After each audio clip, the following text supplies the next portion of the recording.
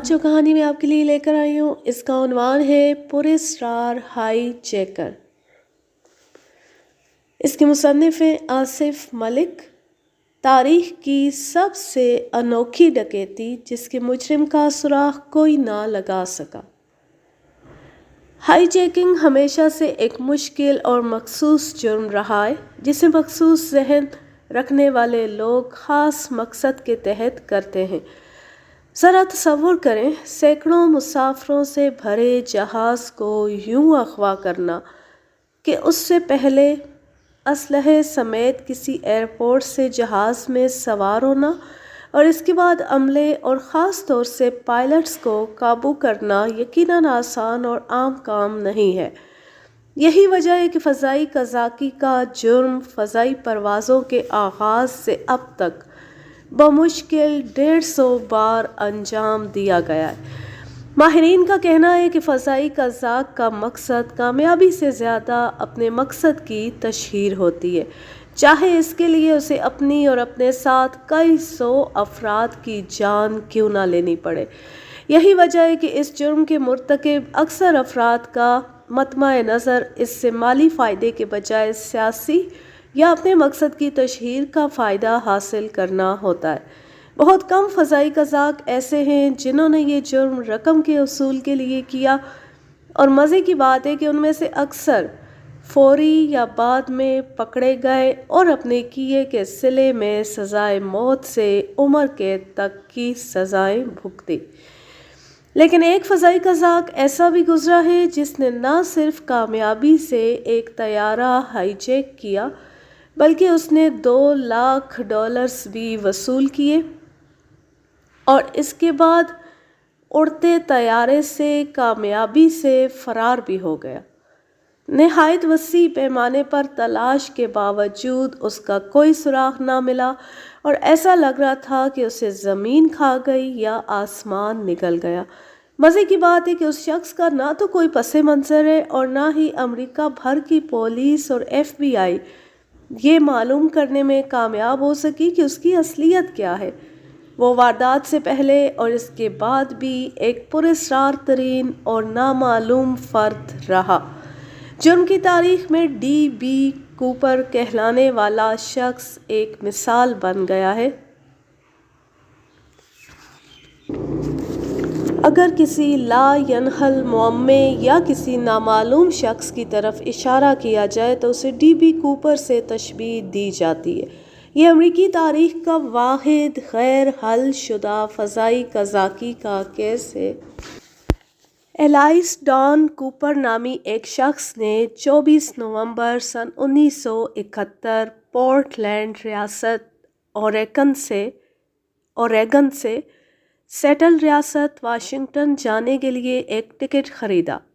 بعد میں میڈیا کی غلطی سے وہ DB کوپر کے نام سے معروف ہو گیا اور تصحیح کے باوجود اسے آج تک اسی غلط نام سے پکارا جاتا ہے۔ وہ سانولے رنگ، کھڑے نکوش اور بھنچے ہوئے پتلے ہونٹوں والا شخص تھا جس کی قومیت کا اندازہ لگانا بھی دشوار ہے، کیونکہ وہ نہ تو میکسیکن نقوش کا حامل تھا اور نہ ہی امریکہ کے مقامی ریڈ انڈین نقوش رکھتا تھا۔ وہ سیاہ فام نسل سے بھی نہیں تھا، لیکن ماہرین کو شبہ ہے کہ اس کی رگوں میں سیاہ فام خون ضرور تھا۔ ممکنہ طور پر وہ ریڈ انڈین اور سیاہ فام نسل کے اختلاط سے وجود میں آیا تھا۔ اس کا قد تقریباً 5 فٹ 10 انچ اور جسم درمیانہ اور چست تھا۔ آنکھوں تلے اور ناک کے اطراف گہری لکیریں بتا رہی تھی کہ وہ اکثر اعصاب زدہ رہتا تھا اور شاذ ہی مسکراتا تھا۔ اس کی عمر 40 سے 50 کے درمیان کچھ بھی ہو سکتی تھی۔ قصے کا آغاز 24 نومبر کی سرد ترین شام کو ہوا۔ اس روز تھینکس گیونگ ڈے تھا اور بیشتر لوگ اپنے گھروں پر ڈنر کی تیاری کر رہے تھے۔ ایک شخص سیاہ اٹیچی کیس لیے اوریگن کے شہر پورٹ لینڈ کے بین الاقوامی ہوائی اڈے پر north waste Orient airline کے ایک کاؤنٹر پر پہنچا۔ اس نے اپنا تعارف ڈان کوپر کے طور پر کرایا۔ اس نے سیٹل واشنگٹن جانے والی پرواز نمبر 305 کا ایک ون وے ٹکٹ طلب کیا۔ دونوں شہروں کے درمیان مشکل سے آدھے گھنٹے کا فضائی سفر تھا۔ کاؤنٹر پر موجود لڑکی سوزن گراہم کا بیان ہے کہ وہ 40 سے 50 کے درمیان کا، 5 فٹ 10 انچ سے 6 فٹ تک طویل اور ایک گہرے رنگ کے رین کوٹ اور مفلر میں تھا۔ اس کے نیچے اس نے گہرے رنگ کا مکمل سوٹ پہن رکھا تھا۔ سوٹ تلے سفید کالر والی شرٹ اور نیک ٹائی تھی، جس پر اس نے مدر پرل ٹائی پن لگا رکھی تھی۔ وہ بات کرتے ہوئے تاثر نہیں دے رہا تھا اور اس کی سیاہ آنکھیں قطعی سپاٹ تھیں۔ اس نے بہت مختصر بات کی جو ان الفاظ پر مبنی تھی: میرا نام ایلائس ڈان کوپر ہے، مجھے کچھ دیر بعد سیٹل جانے والی پرواز کا اکانومی ٹکٹ چاہیے۔ سوزن نے اسے ٹکٹ بنا کر دیا تو اس نے رقم پوچھی اور نقد ادائیگی کر کے اس کا شکریہ ادا کر کے ٹکٹ لے لیا۔ کچھ دیر بعد وہ پرواز 305 کے طیارے بوئنگ 727 میں سیٹ نمبر 18C، ایک اور روایت کے مطابق 15D اور مزید ایک دعوے کے مطابق 18E سیٹ پر بیٹھا۔ یہ شیڈولڈ پرواز کئی شہروں کو جاتی تھی اور جب اس نے پورٹ لینڈ سے مقامی وقت کے مطابق 2:50 پر پرواز کی تو طیارہ نشستوں کے لحاظ سے 1/3 بھرا ہوا تھا۔ کوپر جس جگہ بیٹھا ہوا تھا یہ جگہ فلائٹ اٹینڈنٹ کی جمپ سیٹ کے پاس تھی۔ اس نے سگریٹ نوشی کی ممانعت کی۔ لائٹ بند ہوتے ہی ایک سگریٹ سلگایا اور بوربن وسوڈے کا آرڈر دیا۔ کچھ دیر بعد وہ دونوں چیزوں سے بیک وقت شغل کرتا رہا۔ پھر اس نے اپنے کوٹ سے ایک کاغذ نکالا اور اسے آگے جھک کر جمپ سیٹ پر موجود فلائٹ اٹینڈنٹ فلورنس شیفنس کے حوالے کیا۔ وہ سمجھی کہ اس کاغذ پر اس بزنس مین نظر آنے والے شخص نے اپنا فون نمبر لکھا ہے اور اس نے اسے دیکھے بغیر اپنے بیگ میں ڈال لیا۔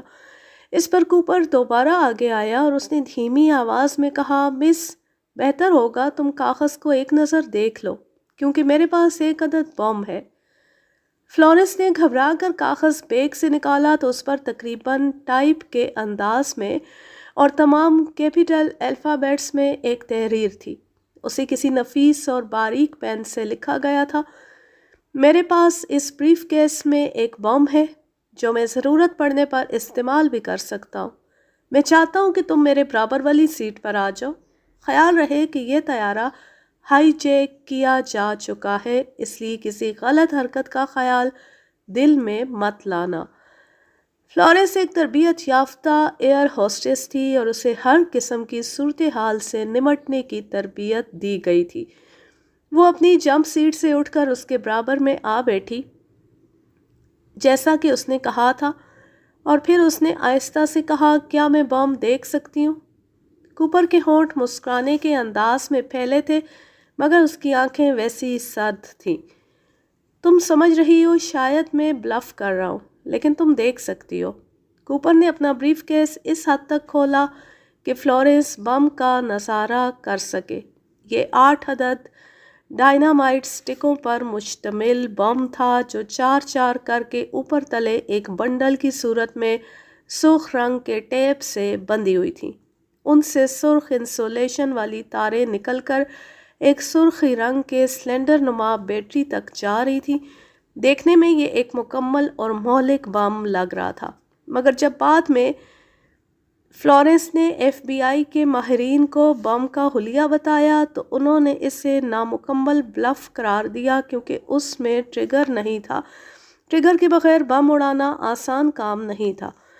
فلورنس اگر خوفزدہ ہوئی تھی تب بھی اس نے ظاہر نہیں کیا اور بولی، تم کیا چاہتے ہو؟ 2 لاکھ امریکی ڈالرز، 4 عدد پیراشوٹ، 2 پرائمری اور 2 اضافیوں، سیٹل میں 1 عدد فیول ٹینکر تاکہ جیسے ہی طیارہ وہاں لینڈ کرے اسے ری فیول کیا جائے۔ جب تک یہ سارے کام نہیں ہو جاتے طیارہ فضا میں رہے گا۔ کیا تم میرے مطالبات سمجھ گئی ہو؟ فلورنس نے سر ہلایا۔ مجھے کاک پٹ میں جانا ہوگا۔ بالکل، مگر کوئی ایسی حرکت مت کرنا کہ میں اسے استعمال کرنے پر مجبور ہو جاؤں۔ کوپر نے بریف کیس کی طرف اشارہ کیا۔ فلورنس نے سر ہلایا اور اٹھ کر کاک پٹ تک گئی۔ اس نے طیارے کے کیپٹن ولیم اسکاٹ کو ہائی جیکنگ اور ہائی جیکر کے مطالبات کے بارے میں بتایا۔ کیپٹن فوری ایئر ٹریفک کنٹرولر اور دوسرے حکام سے رابطے میں مصروف ہو گیا۔ جب فلورنس واپس آئی تو کوپر نے تاریک شیشوں والی اینک پہنی ہوئی تھی۔ اتفاق کی بات تھی کہ جہاں کوپر بیٹھا تھا وہاں آس پاس کئی قطاروں تک کوئی اور مسافر نہیں تھا۔ فلورنس نے کوپر کو بتایا کہ اس کے مطالبات کیپٹن کے گوش گزار کر دیے گئے ہیں اور وہ حکام سے رابطہ کر رہا ہے۔ کیپٹن ولیم اسکاٹ نے سیٹل ایئرپورٹ کے ایئر ٹریفک کنٹرول سے رابطہ کیا اور اسے صورتحال سے آگاہ کیا۔ اس کے بعد اس نے مقامی حکام اور وفاقی حکام کو اس بارے میں بتایا اور آخر میں اس نے طیارے کے 36 مسافروں کو آگاہ کیا کہ ایک معمولی سی تکنیکی خرابی کی وجہ سے سیٹل تک ان کی پرواز ذرا تاخیر کا شکار ہوگی۔ اس دوران میں یہ خبر نارتھ ویسٹ اورینٹ کے صدر ڈونلڈ نائروب تک پہنچ گئی تھی اور اس نے فوری حکم جاری کیا کہ ہائی جیکر کے مطالبہ کردہ $2,00,000 اسے ادا کیے جائیں اور ایئر لائن کے تمام ملازمین ہائی جیکر سے مکمل تعاون کریں۔ سیٹل کے ایئر ٹریفک کنٹرول نے پولیس کی رضامندی سے طیارے کو 2 گھنٹے تک فضا میں چکر لگانے کی اجازت دی تاکہ اس دوران میں ہائی جیکر کے لیے رقم اور پیراشوٹ لائے جا سکیں۔ یہ دونوں کام ایف بی آئی کر رہی تھی۔ ایف بی آئی کے ماہرین پیراشوٹس کو کوپر کی مرضی کے مطابق سیٹ کر رہے تھے۔ پیراشوٹس کے بارے میں کوپر نے بعد میں مزید ہدایات دی تھی کہ اسے کس قسم کے پیراشوٹس درکار ہیں۔ اگر پرائمری پیراشوٹس کسی وجہ سے نہ کھلے تو اضافی پیراشوٹ خود بخود کھل جاتا۔ اس سے ظاہر تھا کہ کوپر نہ صرف پیراشوٹس کے بارے میں اچھی طرح جانتا تھا بلکہ وہ ممکنہ طور پر پیرا جمپنگ کا تجربہ بھی رکھتا تھا، ورنہ وہ طیارے سے نکلنے کے لیے اتنا خطرناک راستہ منتخب نہ کرتا۔ ہزاروں فٹ کی بلندی سے چھلانگ لگانا آسان کام نہیں ہے اور ذرا سی بے احتیاطی یا غلطی سے چھلانگ موت کی چھلانگ بھی ثابت ہوتی ہے۔ بہت سے ماہر اور سینکڑوں چھلانگوں کا تجربہ رکھنے والے اسی وجہ سے موت سے ہمکنار ہوئے تھے۔ فلورنس نے بعد میں بتایا کہ کوپر سیٹل اور اس کے آس پاس کے علاقے سے مکمل طور پر باخبر لگ رہا تھا۔ اسے معلوم تھا کہ ٹیکوما ایئرپورٹ کے پاس ہی میکشورڈ ایئر بیس ہے جو ٹیکوما سے 20 منٹ کی فضائی مسافت پر واقع ہے۔ اس نے فلورنس کو اشارے سے اس کا جائے وقوع واضح بھی کیا تھا۔ اس نے جو بات کی وہ مکمل طور پر سکون اور سوچ سمجھ کر کی تھی۔ اس کے انداز میں ذرا بھی گھبراہٹ یا مجھے کیوبا لے چلو قسم کے ہائی جیکرز کا اضطراب نہیں تھا جو ان دنوں آئے دن امریکی ہوائی جہاز اغوا کر رہے تھے۔ خاص طور سے میامی جانے والی پروازوں کا نام ہی مذاق میں میامی براستہ ہوانا رکھ دیا گیا تھا۔ یہ سیاسی ہائی جیکر ہوتے تھے جن کی اکثریت امریکہ میں ہی گرفتار ہو جاتی تھی اور ان میں سے کم کو کیوبا جانا نصیب ہوتا تھا۔ ایک اور ایئر ہوسٹس ٹینا میکلو نے تفتیش کرنے والوں کو بتایا وہ ذرا بھی نروس نہیں تھا، وہ پرسکون اور خاموش تھا۔ ہمارے ساتھ اس کا رویہ بہت نفیس اور شائستہ تھا اور ذرا بھی درشتگی یا بدتمیزی کا مظاہرہ نہیں کیا تھا۔ وہ اس تمام وقت میں پرخیال اور پرسکون رہا تھا۔ اس نے ایک بوربن ختم کر کے دوسری بوربن کی فرمائش کی تھی۔ اسے پینے میں بھی کوئی عجلت نہیں دکھائی تھی۔ ایسا لگ رہا تھا کہ وہ اس کے ایک ایک گھونٹ سے لطف اٹھا رہا ہو۔ اس وقت پروازوں پر شراب ادائیگی کی بنیاد پر فراہم کی جاتی تھی۔ اس نے دونوں بار فلورنس کو ادائیگی کی اور ٹپ پاس رکھنے پر اصرار کیا۔ اس نے کہا کہ اسے سیٹل میں رکنے کے دوران اس کا بتایا ہوا کھانا مہیا کیا جائے مگر اس نے کھانے کے 3 سیٹ تیار کرنے کو کہا تھا۔ فلورنس اور ٹینا اس کے ساتھ ڈنر میں شریک ہوتی۔ اس دوران میں FBI ایجنٹس سیٹل کے مختلف بینکوں سے رقم کے لیے $20 کے پرانے بنا کسی نشان کے استعمال شدہ نوٹ جمع کر رہے تھے، مگر ان میں سے اکثر کا شروع کا الفابیٹ L تھا، جس کا مطلب تھا کہ انہیں federal reserve bank of San Francisco نے جاری کیا ہے۔ ان میں سے اکثر سن 1969 میں سی سیریز میں جاری ہوئے تھے۔ FBI والے ان میں سے ہر نوٹ کی تصویر لے رہے تھے۔ کیونکہ وقت کم تھا اس لیے متعدد افراد اس کام پر لگے ہوئے تھے۔ حیران کن طور پر کوپر نے $100 کے بجائے $20 کے نوٹ طلب کیے تھے، اور شاید اس وجہ سے کہ ان کی تعداد بہت زیادہ ہوتی اور انہیں یاد رکھنا یا ان کا ریکارڈ رکھنا آسان نہ ہوتا۔ اسی وجہ سے FBI والے ان کی تصاویر اتارنے پر مجبور ہو گئے تھے۔ کوپر نے ایئر فورس کے جنگی پیراشوٹ لینے سے انکار کر دیا تھا، جو صرف ایک رسی کھینچنے سے کھل جاتے تھے اور انہیں کنٹرول کرنا بھی آسان تھا۔ اس کی بجائے اس نے سویلین پیراشوٹ طلب کیا تھا، جسے رسیوں کی مدد سے قابو کیا جاتا ہے اور اسے کھولنا بھی کسی قدر مشکل ہوتا ہے، لیکن اس کا مطالبہ تھا۔ اس لیے FBI حکام نے سیٹل کے ایک اسکائی ڈائیونگ اسکول سے مذکورہ پیراشوٹ حاصل کیے تھے۔ یہ سب چیزیں طیارے کی سیٹل آمد سے پہلے وہاں پہنچا دی گئی تھیں۔ رقم سب سے آخر میں آئی تھی اور اس وقت طیارہ 2 گھنٹے تک ٹیکوما ایئرپورٹ پر چکر لگانے کے بعد لینڈ کر رہا تھا۔ حکام نے تمام رن وے مکمل طور پر خالی کرا لیے تھے۔ سیٹل آنے والی دیگر پروازوں کا رخ آس پاس کے ہوائی اڈوں کی طرف موڑ دیا گیا تھا۔ جسے سیٹل سے پرواز کرنی تھی اسے روک لیا گیا تھا اور تمام ٹرمینلز مسافروں سے خالی کرا لیے گئے تھے۔ اس وقت ایئرپورٹ پر ضروری سٹاف کے علاوہ صرف پولیس اور FBI والے موجود تھے۔ 5:29 پر کوپر کو بتایا گیا کہ اس کی مطلوبہ اشیاء ایئرپورٹ پر آ چکی ہیں، اور 5:39 پر طیارہ سیٹل کے ٹیکوما ایئرپورٹ پر لینڈ کر رہا تھا۔ جیسے ہی طیارہ نیچے اترا، کوپر نے کیپٹن ولیم اسکاٹ کو ہدایت کی کہ طیارے کو رن وے کے ایک الگ تھلگ مگر روشن حصے میں لے جائے اور طیارے کے کیبن کی روشنیاں بند کر دے۔ یقیناً وہ پولیس کے نشانچیوں سے بچنے کے لیے ایسا کر رہا تھا۔ کیپٹن ولیم اسکاٹ نے ایسا ہی کیا۔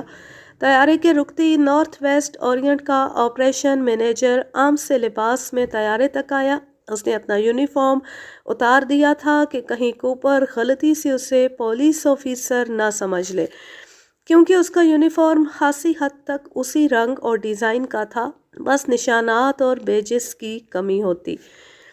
بوئنگ 727 زیادہ اونچا نہیں ہے، مگر اس کے آگے والے اور درمیانی دروازے اتنے بلند ضرور تھے کہ بغیر سیڑھی کی مدد کے ان پر چڑھنا اترنا آسان نہیں تھا۔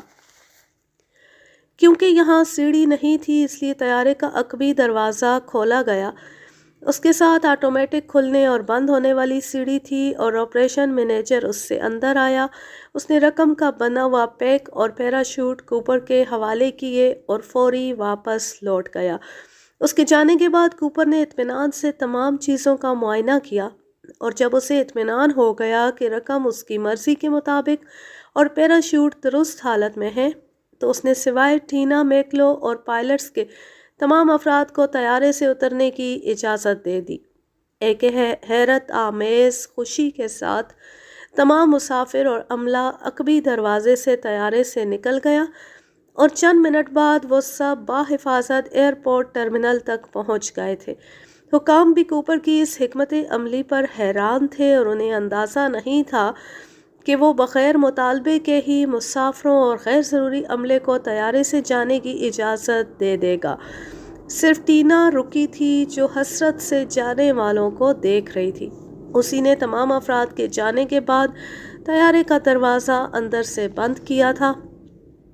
اس کے بعد کوپر نے ری فیولنگ ٹرک کو طیارے کے پاس آنے کی اجازت دی۔ جس وقت طیارے میں ایندھن بھرا جا رہا تھا، کوپر کاکپٹ میں کیپٹن اسکاٹ اور اس کے عملے کو بتا رہا تھا کہ انہیں طیارہ کہاں لے جانا ہے۔ اس نے کیپٹن اسکاٹ سے کہا کہ وہ میکسیکو سٹی کے جنوب مشرق میں ساحل کے پاس لے جائے۔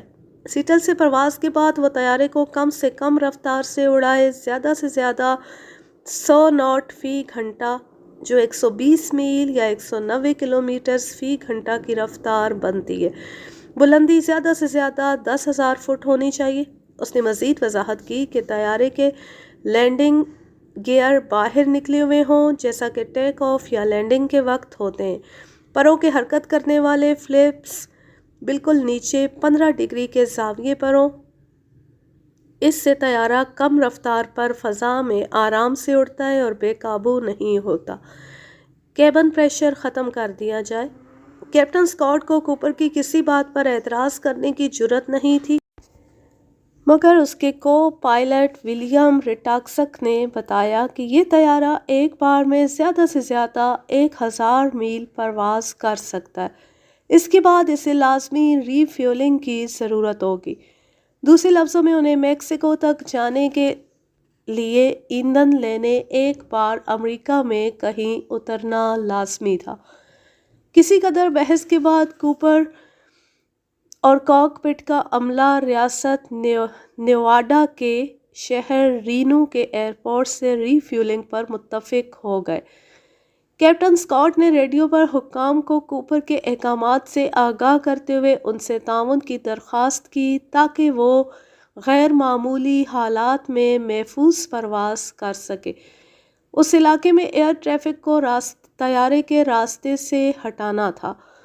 تمام امور طے ہونے کے بعد کوپر نے حکم دیا کہ ٹیک آف کے دوران طیارے کا عقبی کارگو والا دروازہ کھلا رکھا جائے اور اس کی سیڑھیاں باہر کی جائیں۔ اس پر نارتھ ویسٹ اورینٹ کے حکام نے اسے خبردار کیا کہ یہ محفوظ ٹیک آف کے لیے رسک ہوگا۔ کوپر نے جواب دیا کہ بالکل بھی رسک نہیں ہوگا، مگر اس نے سیڑھیاں باہر نکالنے پر اصرار نہیں کیا۔ یہ کام وہ بعد میں خود کر سکتا تھا جب طیارہ ہوا میں ہو۔ ایک ایف بی آئی کے افسر نے کوپر سے درخواست کی کہ وہ اس سے آمنے سامنے ایک ملاقات چاہتا ہے۔ کوپر نے یہ درخواست مسترد کر دی۔ اس دوران میں ری فیولنگ ٹرک کا ایک فیول پمپ میکینزم جام ہو گیا اور اس کی وجہ سے فیولنگ میں سستی آئی۔ کوپر مشکوک ہوا تھا، مگر اس نے ایک اور ری فیولنگ ٹرک کو وہاں آنے کی اجازت دے دی۔ جب دوسرا ٹرک خالی ہو گیا اور طیارے کے ٹینک کبھی فل نہیں ہوئے تو اس نے تیسرے ری فیولنگ ٹرک کو آنے کی اجازت دی۔ اس دوران میں کوپر مسلسل کاک پٹ میں رہا اور اس کے ہاتھ میں بم والا بریف کیس موجود رہا تھا۔ کیپٹن اسکاٹ نے اس سے درخواست کی، بعض اوقات ٹیک آف کے دوران طیارے اور اس کی باڈی میں الیکٹریکل چارج پیدا ہوتا ہے، اس صورت میں خطرہ ہوگا کہ بم ڈیٹونیٹ ہو جائے، اس لیے تم مہربانی کر کے اس کی تاریں عارضی طور پر نکال دو۔ کوپر نے انکار کر دیا، میں یہ خطرہ مول لے سکتا ہوں لیکن بم کو ڈی فیوز نہیں کر سکتا۔ 7:40 پر طیارے نے سیٹل سے پرواز کی۔ اس وقت طیارے میں کوپر کے ساتھ Tina Mucklow, captain Scott, copilot Rataczak اور flight engineer H E Anderson موجود تھے۔ جس وقت طیارہ اپنے طے شدہ فلائٹ لیول یعنی 10,000 فٹ کی بلندی پر پہنچا تو نزدیکی ایئر بیس سے اڑنے والے 2 عدد F-106 لڑاکا طیارے بوئنگ 727 کے آگے اور پیچھے یوں پرواز کرنے لگے کہ وہ کوپر کی نظروں سے اوجھل تھے۔ اسی طرح ایک ٹرینر جیٹ طیارہ T-33B نیشنل گارڈز کی ڈیوٹی سے ہٹ کر طیارے کے ساتھ آ گیا اور اس کے بالکل نیچے پرواز کرنے لگا تھا، مگر کیلیفورنیا کے پاس پہنچ کر یہ کم فیول کی وجہ سے واپس اپنے ایئر بیس چلا گیا۔ البتہ لڑاکا طیارے بدستور موجود تھے اور وہ میزائل فائر کرنے کے لیے سٹینڈ بائی تھے، بس انہیں حکم کا انتظار تھا۔ طیارے کی پرواز کے ساتھ ہی کوپر نے ٹینا میکلو کو حکم دیا کہ وہ بھی کاک پٹ میں چلی جائے اور دروازہ اندر سے بند کر کے وہیں رہے۔ جب وہ کاک پٹ کی طرف جا رہی تھی تو اس نے دیکھا کہ کوپر اپنی کمر کے ساتھ کچھ باندھ رہا تھا۔ 8 بجے کاک پٹ میں ایک وارننگ لائٹ جلنے بجھنے لگی۔ جو اس بات کا اشارہ تھی کہ کارگو والے دروازے کی سیڑھی باہر نکالنے والا نظام آن کر دیا گیا تھا۔ اس پر کیپٹن اسکاٹ نے انٹرکام سسٹم پر کوپر کو مدد کی پیشکش کی جو اس نے مسترد کر دی۔ اس کے کچھ ہی دیر بعد انہوں نے محسوس کیا کہ طیارے کا کیبن پریشر گر رہا ہے، یعنی کوپر نے کارگو والا دروازہ کھول دیا تھا۔ اس کے ساتھ ہی کیبن پریشر گرنے والی لائٹس آن ہو گئیں۔ اس وقت طیارے کا کیبن پریشر کم نہیں کیا گیا تھا۔ کوپر نے اپنے واضح حکم کی خلاف ورزی کی پرواہ نہیں کی تھی۔ اسے معلوم تھا کہ کس طرح کیبن پریشر ختم کیا جا سکتا ہے۔ اس کے ساتھ اندر کا درجہ حرارت بھی تیزی سے گرنے لگا۔ کیپٹن اسکاٹ اور اس کے ساتھیوں نے آکسیجن ماسک لگا لیے تھے اور صرف کاک پٹ گرم رکھنے والا سسٹم آن کر لیا تھا۔ اس سے باہر درجہ حرارت نقطہ انجماد سے خاصا نیچے جا چکا تھا۔ کیونکہ کوپر نے سخت وارننگ دی تھی کہ کوئی کاک پٹ سے باہر نہ آئے، اس لیے کسی نے ایسی جرأت نہیں کی اور وہ اسی حالت میں طیارے کو اڑاتے ہوئے 10:15 پر رینو ایئرپورٹ پہنچے، جہاں طیارے نے اس حالت میں لینڈنگ کی کہ اس کی عقبی دروازے کی سیڑھی بدستور باہر نکلی ہوئی تھی اور طیارہ بحفاظت نیچے اتر گیا۔ ایئرپورٹ پر اترتی طیارے کو ایف بی آئی کے ایجنٹوں، ریاستی دستوں، پولیس اور ایئرپورٹ سیکیورٹی سٹاف نے چاروں طرف سے گھیر لیا۔ عملے کو کاک پٹ میں رہنے کا حکم دیا گیا تھا اور کسی قدر ہچکچاہٹ کے ساتھ مسلح ایجنٹس عقبی حصے سے طیارے میں داخل ہوئے۔ وہاں کوئی سرگرمی نہیں تھی اور ایسا لگ رہا تھا کہ کوپر راستے میں کہیں طیارے سے نکل گیا تھا، اور جب وہ اندر داخل ہوئے تو اس کی تصدیق بھی ہو گئی۔ طیارہ اندر سے خالی تھا اور کوپر جا چکا تھا۔ کوپر کے فرار کی تصدیق ہوتی ایف بی آئی نے فوری طور پر طیارے کو اپنی تحویل میں لے لیا اور تفتیش کا آغاز کر دیا۔ ایف بی آئی کو طیارے سے اجنبی فنگر پرنٹس کے 66 نشانات ملے۔ ان میں سے کچھ مدر پرل ٹائپ ان، کوپر کے سیاہ کلپ اور چادر میں سے 2 پیراشوٹ جو وہ طیارے میں چھوڑ گیا تھا، ان میں سے ایک کھلا ہوا تھا اور اس کی شیٹ پر 2 عدد لمبے کٹ لگے ہوئے تھے۔ غالباً کوپر ان کی مضبوطی جانچنا چاہ رہا تھا کہ وہ کام بھی کرتے ہیں یا نہیں۔ وہ یہ بھی دیکھنا چاہتا تھا کہ پیراشوٹ میں کوئی گڑبڑ تو نہیں ہوئی۔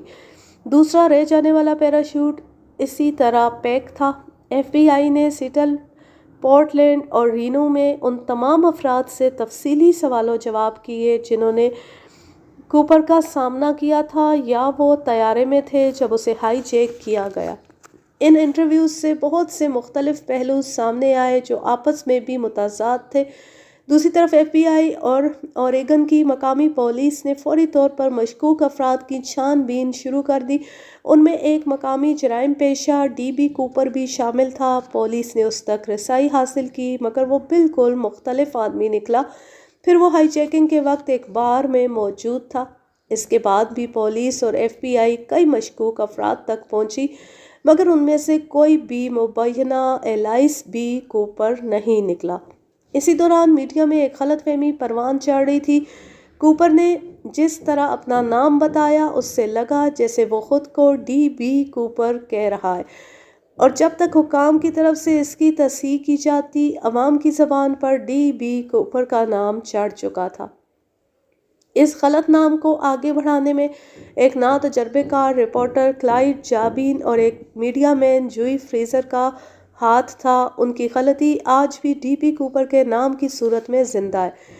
ایک طرف حکام کوپر کے پس منظر تک پہنچنے کی کوشش کر رہے تھے اور دوسری طرف اس کی عملی تلاش بھی جاری تھی۔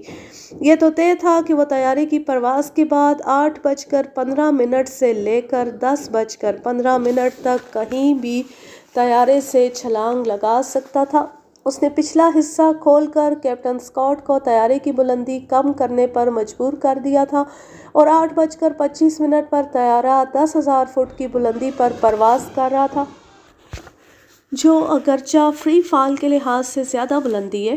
عام طور سے چھلانگ لگانے والے 8,000 فٹ کی بلندی سے چھلانگ لگاتے ہیں مگر 10,000 فٹ کی بلندی بھی زیادہ نہیں ہے، اور اگر اتنی بلندی سے چھلانگ لگانے والا 2,000 فٹ کی بلندی پر پیراشوٹ کھول لے تو زمین تک آتے آتے اس کی رفتار 25 کلومیٹر فی گھنٹے کی رفتار سے زیادہ نہیں ہوتی۔ کوئی بھی ماہر آسانی سے زمین پر باحفاظت اتر سکتا ہے۔ کوپر کے بارے میں ایف بی آئی اور پولیس کے ماہرین کو یقین تھا کہ وہ اسکائی ڈائیونگ کا ماہر ہو یا نہ ہو، لیکن اس کے بارے میں بہت کچھ جانتا ہے، اس لیے اس کے باحفاظت زمین پر اترنے کا امکان تھا۔ مسئلہ یہ تھا کہ تقریباً 1000 میل طویل اس علاقے میں وہ کہیں بھی اتر سکتا تھا۔ اگر ایک لائن کھینچ لی جاتی تب بھی بلندی، ہوا کا زور اور خود اس کی کوشش اسے دائیں بائیں 30 سے 40 میل دور لے جا سکتی تھی۔ گویا اس کی تلاش کا علاقہ کوئی 70 سے 80 ہزار مربع میل بن سکتا تھا۔ اس سارے علاقے میں بے شمار چھوٹے بڑے شہر، دور دراز آبادیاں، جنگل اور ویرانوں کی بھی کمی نہ تھی۔ متعدد دریا بہتے تھے، بے شمار جھیلیں تھیں، اور دلدلی علاقے کی وجہ سے رات 8 بجے کے بعد 90% لوگ اپنے گھروں میں پائے جاتے تھے، اور جو باہر ہوتے وہ بھی کھلی جگہوں پر نہیں ہوتے۔ اس لیے اس کا امکان بہت کم تھا کہ اگر کوپر کسی آبادی کے پاس اترا ہو تو بھی اسے کسی نے دیکھا ہو۔ بوئنگ 727 کے نیچے اڑتے دونوں لڑاکا طیاروں کے پائلٹس نے اسے طیارے سے نکلتے ہوئے نہیں دیکھا۔ رات کا وقت تھا اور حد نگاہ محدود تھی۔ کوپر نے تقریباً سیاہ لباس پہنا ہوا تھا، اسی طرح اس کا اٹیچی کیس اور رقم والا بیگ بھی گہرے رنگ کا تھا۔ نیچے گہرے بادل چھائے ہوئے تھے، اور اگر کوپر نے چھلانگ لگانے کے بعد اس وقت پیراشوٹ کھولا ہوگا جب وہ بادلوں کی گھنی تہہ میں داخل ہو چکا تھا تو پائلٹس کے لیے اسے دیکھنا ناممکن تھا۔ 3000 فٹ سے کم بلندی پر کوئی ریڈار بھی کسی پیراشوٹ کی نشاندہی نہیں کر سکتا ہے۔ صرف بادل ہی نہیں تھے بلکہ زمین پر بھی بیشتر جگہوں پر دھند چھائی ہوئی تھی۔ یہی وجہ تھی کہ نہ صرف فائٹر پائلٹس بلکہ زمین پر بھی کوئی کوپر کو نیچے آتے نہیں دیکھ سکا تھا۔ لڑاکا طیارے ذرا فاصلے پر تھے، مگر نیشنل گارڈز T-33 طیارے کے بالکل نیچے تھا، اور اس کے پائلٹ بوئنگ 727 کو اپنی آنکھوں سے دیکھ رہے تھے، اور وہ بھی کوپر کو باہر نکلتے نہیں دیکھ سکے۔ کیپٹن اسکاٹ اور اس کے عملے نے 8:13 پر جبکہ عقبی دروازہ کھل چکا تھا، طیارے میں ایک ہلکی سی تھر تھراہٹ محسوس کی تھی۔ اس پر ایف بی آئی کے ایجنٹس نے ایک تجربہ کیا۔ انہوں نے اسی طیارے کو اسی عملے کے ساتھ اسی بلندی پر لے جا کر اس کے عقبی دروازے سے ایک 90 کلو گرام وزنی تھیلا نیچے گرایا تو طیارے میں بالکل ویسی تھر تھراہٹ ہوئی تھی۔ اس تجربے سے انہوں نے یہ اندازہ لگانے کی کوشش کی کہ کوپر کہاں طیارے سے نکلا تھا۔ فلائٹ ریکارڈ کے مطابق اس وقت طیارہ واشنگٹن کے جنوب مغرب میں دریائے لوئس پر پرواز کر رہا تھا اور نیچے طوفانی بارش جاری تھی۔ ماہرین نے اندازہ لگایا کہ کوپر ممکنہ طور پر نزدیکی پہاڑی چوٹی سینٹ ہیلنز کے نزدیک ایک مصنوعی جھیل مرون میں اترا ہوگا۔ یہ جھیل دریائے لوئس پر ایک ڈیم بنانے سے وجود میں آئی تھی۔ دیکھا جائے تو کسی بھی پیراشوٹ جمپ کے لیے یہ نہایت ناموزوں وقت اور ناموزوں ترین موسم تھا۔ بارش کے ساتھ ہلکا سا طوفان بھی آیا ہوا تھا جو پیراشوٹ کو غیر متوازن کر سکتا تھا، اور اس کا خطرہ بہت زیادہ تھا کہ کھلتے وقت پیراشوٹ درست طریقے سے نہ پھیل سکے اور کوپر کئی 100 میل فی گھنٹے کی رفتار سے زمین سے جا ٹکرائے۔ اس کا بھی امکان تھا کہ پیراشوٹ تو کھل جائے مگر ہوائیں اور طوفانی بارش اسے بے قابو کر کے کوپر کو کسی چٹان یا اونچے درخت پر جا کر دے مارے۔ دونوں صورتوں میں اس کی بچت کا امکان کم تھا۔ کودتے وقت اس کے پاس رقم اور بم والے اٹیچی کیس کی صورت میں کم سے کم 50 سے 60 کلو گرام اضافی وزن تھا، اور یہ اضافی وزن بھی اسے مشکل سے دوچار کر سکتا تھا۔ ایک اندازے کے مطابق کوپر کا اپنا وزن کم سے کم 70 کلو گرام تھا۔ اس طرح کل وزن 120 سے 130 کلو گرام بن رہا تھا۔ سب سے خطرناک چیز اس وقت 10,000 فٹ کی بلندی پر باہر کا درجہ حرارت تھا جو -57 درجے سینٹی گریڈ تھا۔ ان سب امکانات کو مد نظر رکھ کر بھی ماہرین کا خیال تھا کہ کوپر زمین پر بحفاظت پہنچ گیا تھا، کیونکہ اس نے یہ منصوبہ ایک ایک چیز کو مد نظر رکھ کر بنایا تھا۔ اسے یہ تک معلوم تھا کہ اس علاقے میں موسم کیسا ہوگا، اور اس نے اگر یہاں چھلانگ لگائی تو بہت سوچ سمجھ کر لگائی تھی۔ اس کا بہت زیادہ امکان تھا کہ اس نے وزن کم کرنے کے لیے اٹیچی کیس پہلی پھینک دیا اور صرف رقم کے ساتھ چھلانگ لگائی ہو جو اس کے جسم کے ساتھ بندھی ہوئی تھی۔ اس صورت میں اس کے دونوں ہاتھ فری فال سے نمٹنے کے لیے پوری طرح آزاد تھے۔ موسم سے قطع نظر اگر اس نے اپنا پیراشوٹ 2000 فٹ کی بلندی پر کھولا ہوگا تو اسے تیز ہواؤں اور بارش سے بھی واسطہ نہیں پڑا ہوگا، کیونکہ یہ دونوں چیزیں اس سے زیادہ بلندی پر تھیں۔ ایک بار پیراشوٹ درست طریقے سے کھل جاتا تو اس کے بعد تیز ہوا اور بارش کا مقابلہ بھی کیا جا سکتا تھا۔ بالفرض کہ ایک پیراشوٹ ٹھیک طریقے سے نہیں کھلا ہوگا تو اس کے پاس ریزرو پیراشوٹ تھا، گویا اس کے پاس 2 چانس تھے۔ تلاش کا مرکز اس علاقے کی 2 کاؤنٹیاں کلارک اور کاؤلٹنز تھیں، مگر ان سے ملحق علاقوں میں بھی تلاش جاری تھی۔ ایف بی آئی کے لاتعداد ایجنٹوں اور ان کاؤنٹیز کے ڈپٹی شیرف اپنے آدمیوں کے ساتھ اس پورے علاقے کو نہایت سرد موسم میں پیدل اور ہیلی کاپٹر کی مدد سے چھانتے رہے۔ یہاں ناہموار پہاڑیاں پھیلی ہوئی ہیں۔ وہ دور دراز جگہوں پر موجود فارم ہاؤسز تک گئے اور ایک ایک فرد سے سوالات کیے کہ انہوں نے اس رات کچھ دیکھا یا سنا تو نہیں، مگر انہیں کوئی کلیو نہیں ملا۔ اس کے ساتھ سرکاری حکام کشتیوں میں دریائے لوئس اور اس کی جھیلوں مرون اور یالے کو کھنگال رہے تھے۔ ایک امکان یہ بھی تھا کہ کوپر پانی میں اترا ہو اور ڈوب گیا ہو، مگر انہیں نہ تو کوپر ملا اور نہ ان چیزوں میں سے کوئی چیز ملی جن کے ساتھ اس نے طیارہ چھوڑا تھا۔ معمولی سا سوراخ بھی سامنے نہیں آیا۔ زمینی تلاش کے ساتھ ایف بی آئی نے کوپر کی تلاش میں آرمی کے ایئر نیشنل گارڈز ونگ کے ہمراہ طیاروں اور ہیلی کاپٹروں سے اس سارے راستے پر تلاش کا کام شروع کیا جو سیٹل سے رینو تک تھا۔ اس راستے کو ایوییشن نے ویکٹر 23 کا نام دیا۔ تلاش کے دوران بے شمار درختوں کے ٹوٹے سرے، پلاسٹک کے ٹکڑے، پیراشوٹس کے ٹکڑے اور دھاتیں ملی، مگر ان میں سے کسی کا تعلق کوپر سے نہیں نکلا تھا۔ یہ سب دوسروں سے تعلق رکھتے تھے۔ اس وقت ماہرین کا خیال تھا کہ موسم کی خرابی اس تلاش میں آڑے آ رہی ہے۔ جا بجا برف تھی اور کسی شہادت کے برف تلے ہونے کا امکان بھی تھا، اس لیے طے ہوا کہ برف پگھلتی تلاش کا کام پھر شروع کیا جائے گا۔ مارچ کے وسط میں برف پگھلنے کے آغاز کے ساتھ ہی ایف بی آئی نے فورٹ لوئس سے 200 فوجی ایئر نیشنل گارڈز اور مقامی پولیس کی مدد سے ایک وسیع آپریشن انہی علاقوں میں کلارک اور کاؤلٹنز کاؤنٹیوں میں شروع کیا جہاں وہ سرما میں تلاش کر چکے تھے۔ 18 روز مسلسل جاری رہنے والی اس تلاش کا نتیجہ حسب سابق نکلا، یعنی کوئی چیز سامنے نہیں آئی۔ اس لیے اپریل میں ایک اور 8 روزہ تلاش کی مہم شروع کی گئی۔ ایک برقی تلاش کرنے والی بحری کمپنی نے اپنی چھوٹی آبدوز سے جھیل مرون کی 200 فٹ کی گہرائی میں تلاش کا کام کیا۔ اس کے ساتھ ساتھ جھیل یالے اور دریائے لوئس میں بھی غوطہ خور تلاش کرتے رہے۔ موسم بہتر ہونے کے بعد مقامی رضاکار بھی اس تلاش میں شامل ہو گئے۔ ایسی 2 رضاکار عورتوں نے ایک انسانی ڈھانچہ تلاش کیا۔ یہ ڈھانچہ کلارک کاؤنٹی کے ایک خیر آباد علاقے میں ملا تھا، مگر جب اس کا طبی معائنہ ہوا تو ڈھانچہ کسی عورت کا ثابت ہوا۔ یہ ایک مقامی لڑکی تھی جو چند ہفتے پہلے غائب ہو گئی تھی۔ اسے کسی نے بے دردی سے قتل کر کے اس کی لاش یہاں ویرانے میں پھینک دی تھی جہاں جانوروں اور مردار خور پرندوں نے اسے ڈھانچہ کر دیا تھا۔ بہرحال تلاش کا یہ وسیع ترین سلسلہ ہائی جیکنگ سے متعلق کوئی بھی ثبوت حاصل کیے بغیر اختتام کو پہنچ گیا۔ اسے امریکی تاریخ کی سب سے بڑی تلاش مہم کا درجہ حاصل ہو گیا تھا۔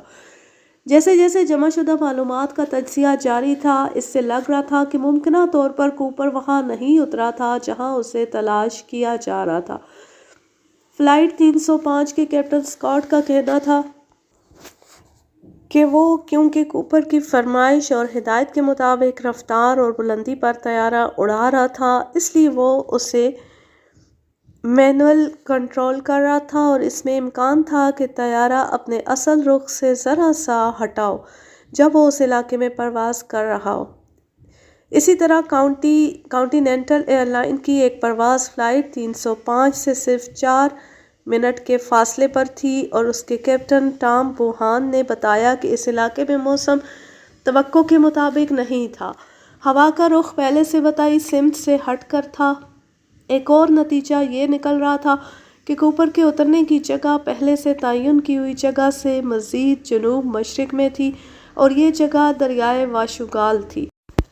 ایف بی آئی انویسٹیگیشن ٹیم کے سربراہ رالف ہیملز بیچ نے ریٹائر ہونے کے بعد سن 1986 میں اپنی کتاب میں اس بارے میں لکھا، مجھے اعتراف ہے اگر میں دوبارہ اس کیس کی انویسٹیگیشن کرتا تو میں سب سے پہلے اسے دریائے واشوگال کی وادی اور اس سے ملحق علاقوں میں تلاش کرتا، کیونکہ یہی وہ جگہ تھی جہاں اس کے اترنے کا سب سے زیادہ امکان تھا۔ آنے والے برسوں میں اس کیس کو حل کرنے کی متعدد سرکاری اور نجی کوششیں کی گئیں لیکن کچھ نہیں ہوا۔ ہمیں ہائی جیکر کا ذرا سا بھی سراغ نہیں ملا۔ سن 1971 کے آخر میں ایف بی آئی نے ایک اور طریقے سے ہائی جیکر تک پہنچنے کی کوشش کی۔ ایجنسی نے اپنے پاس موجود کرنسی نوٹوں کے سیریل نمبرز ملک بھر میں پھیلے تجارتی مراکز، ریس کورسز، جوئے خانوں اور ان جگہوں پر بھیج دیے جہاں روز کیش کا کام بڑے پیمانے پر ہوتا تھا۔ اس کے ساتھ دنیا بھر کے کرنسی ایکسچینج مراکز کو بھی یہ سیریل نمبرز بھیج دیے گئے۔ North west Orient Airline نے رقم کے 15% انعام کا اعلان کیا جو شخص ہائی جیکر کو پکڑواتا یا اس کے پاس موجود رقم بازیاب کراتا۔ 15% کل رقم کا $30,000 بنتا تھا۔ واضح رہے کہ اس وقت کے $2 لاکھ آج کے $11,70,000 کے مساوی مالیت رکھتے تھے۔ سن 1972 کے آغاز میں اٹارنی جنرل جان مچل نے نوٹوں کے سیریل نمبرز عام کر دیے اور عوام سے اپیل کی کہ ان میں سے کوئی نمبر ان کی نظر سے گزرے تو فوراً حکام کو مطلع کریں۔ فوراً ہی 2 افراد نے دعویٰ کیا کہ انہوں نے مذکورہ سیریل میں سے کچھ $20 کے نوٹ استعمال کیے تھے۔ ان کے بارے میں ایک رپورٹر کارل فلیمنگ نے رپورٹ جاری کی تھی۔ اس نے ایک شخص کا انٹرویو بھی کیا جس کا دعویٰ تھا کہ وہ ہائی جیکر سے ملا تھا، مگر بعد میں یہ دعویٰ غلط ثابت ہوا۔ سن 1973 کے آغاز میں اخبار دی اوریگن جرنل نے ایک اعلان شائع کیا۔ اس نے $1,000 کا اعلان کیا اس پہلے شخص کے لیے جو سیریل کے نوٹوں میں سے کوئی ایک نوٹ اخبار تک یا ایف بی آئی کے کسی بھی فیلڈ آفس تک پہنچ جائے گا۔ سیٹل کے ایک رسالے دی پوسٹ انٹیلیجنس نے یہی پیشکش $5,000 کے انعام کے ساتھ کی۔ یہ پیشکش سن 1974 کے تھینکس گیونگ ڈے تک جاری رہی اور اس دوران کوئی ایک نوٹ بھی سامنے نہیں آیا۔ اس دوران میں north west Orient Airline نے ہائی جیکر کو ادا شدہ رقم کی واپسی کے لیے اپنی insurance company global indemnity corporation پر مقدمہ کر رکھا تھا اور سپریم کورٹ نے انشورنس کمپنی کو حکم دیا کہ وہ ایئر لائن کو تاوان کی رقم کے بدلے $1,80,000 ادا کرے۔ یہ کل رقم کا 90% بنتا تھا، لیکن ایئر لائن حکام کا دعویٰ تھا کہ ان کا نقصان اس سے کہیں زیادہ تھا۔ انہیں نہ صرف اپنا طیارہ بہت عرصے تک واپس نہیں ملا اور اس سے فلائٹ آپریشن متاثر ہوا، پھر یہ کنیکٹنگ فلائٹ تھی، انہیں بہت سے مسافروں کو رقم واپس کرنا پڑی یا انہیں دوسرے طیاروں یا ایئر لائن میں سیٹ کرانا پڑی۔ پھر تفتیش کے دوران طیارے کے استعمال کا خرچ بھی ایئر لائن کو برداشت کرنا پڑا۔ اس کے مقابلے میں $1,80,000 کی ادائیگی بہت کم تھی، مگر عدالت نے ایئر لائن کا دعویٰ مسترد کر دیا اور اسے $1,80,000 پر ہی اکتفا کرنا پڑا۔ ایک طرف کوپر کی تلاش جاری تھی، دوسری طرف اس کے بارے میں میڈیا اور عوام کی قیاس آرائیاں اور اسے تلاش کرنے کی نجی سرگرمیاں جاری تھیں۔